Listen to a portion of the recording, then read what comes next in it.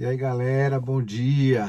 Madruguei hoje, acordei hoje cedíssimo. Eu tô aqui em Perdizes para fazer um trabalho. Eu prefiro ficar parado na porta do cliente, esperando dar o horário de entrar, do que pegar trânsito e ficar 2 horas no trânsito. Eu não aguento ficar no trânsito.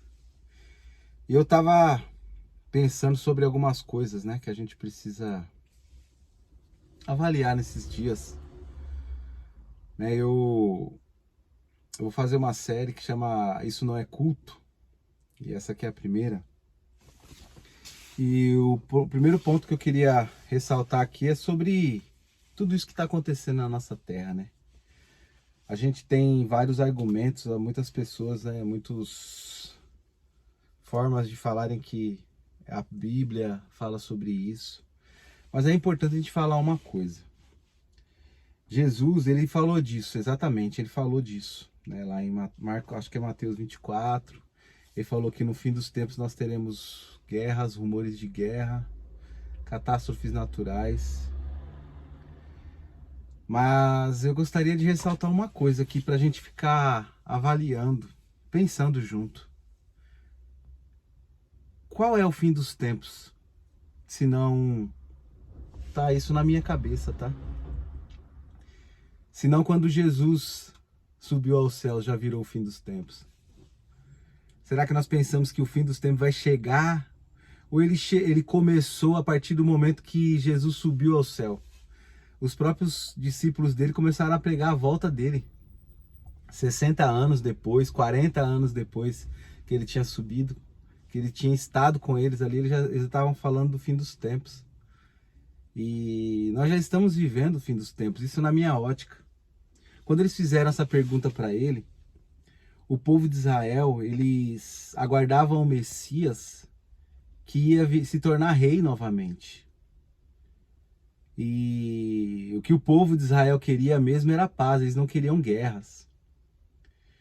Então Jesus, ele colocou claramente ali para eles, olha, essa paz que vocês querem aí, ela não vai existir. Vai ter guerra ainda, vai ter catástrofes naturais. Ninguém vai se sentar no trono e trazer uma paz como Davi trouxe. O povo tinha na memória as lembranças dos seus antepassados que Davi veio, reinou, e o povo viveu em paz durante um tempo ali, durante um período. E eles acreditavam que isso ia tornar a acontecer, que ele ia sentar no trono e ia governar a nação. Israel hoje é um país como qualquer outro país. Por causa disso, exatamente por causa disso, porque eles não aceitaram a Jesus como Messias. Até hoje eles esperam o Messias lá.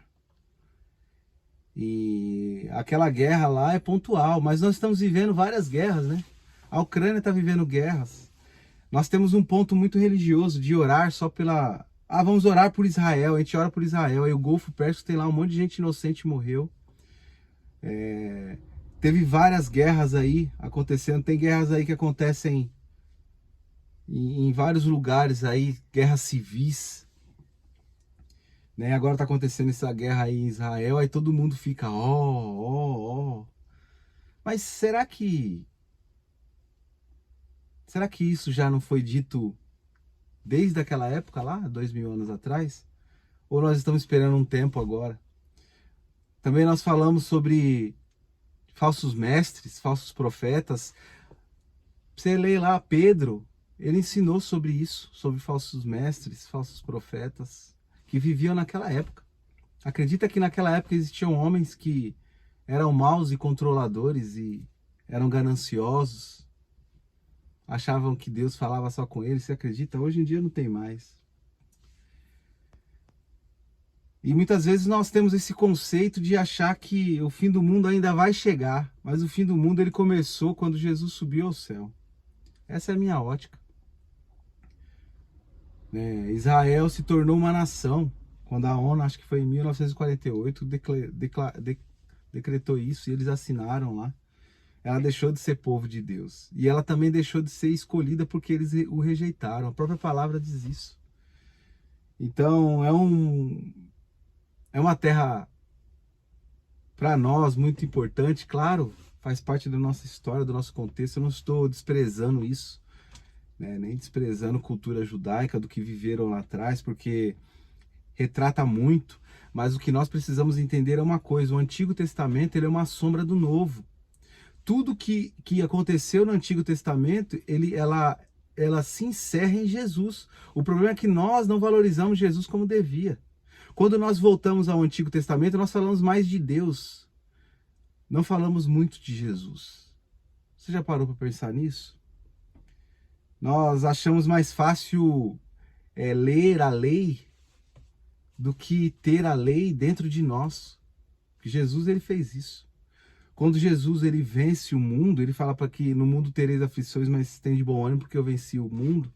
Ele quis dizer assim, ó, eu consegui tirar o ódio de dentro do meu coração. Eu consegui tirar de dentro do meu coração a revolta, a ira, a indignação. Porque nós queremos corrigir as pessoas mediante aquilo que nós declaramos. Às vezes nem vivemos, mas a gente quer que as pessoas sejam melhores que nós. Olha, eu não consigo ajudar o próximo, mas você é milionário, por que você não ajuda quem precisa? Não é assim que nós fazemos? E por que você não divide? Se você tem 2 pães, divide 1 com o pobre. É essa maldade que Jesus ele venceu. Ele conseguiu enxergar as pessoas, um padrão que nós não conseguimos enxergar. Então a nossa vida, ela é destruída, ela é totalmente fora daquilo que é padrão de Deus.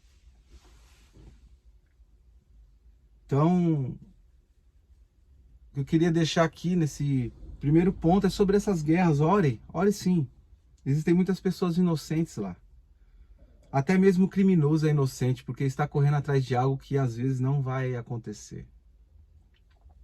E está correndo atrás de algo que às vezes não vai ser a realidade de Deus para ele. Nós temos que aprender a valorizar a vida, valorizar a Jesus Cristo. Ah, mas eu não posso falar de Deus? Pode. Jesus ele falou assim, olha, se você me vê, você vê o Pai. Agora tem pessoas que elas veem Deus e não conseguem ver Jesus. Agora se você vê Jesus, você vê Deus. Entende? Então nós precisamos ter o entendimento claro daquilo que Jesus viveu aqui na Terra. Só isso. Então essa é a primeira parte aqui, não sei se você conseguiu entender,